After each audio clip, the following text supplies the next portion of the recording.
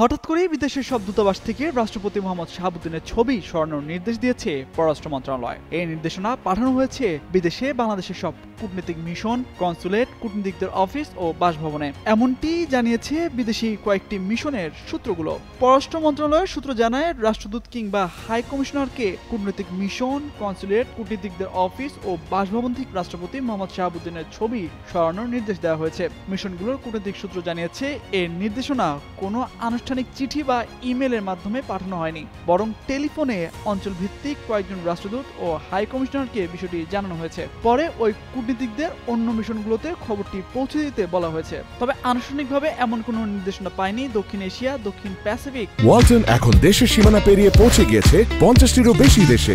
ওয়ালটন, ঘরে ঘরে বিশ্বজুড়ে।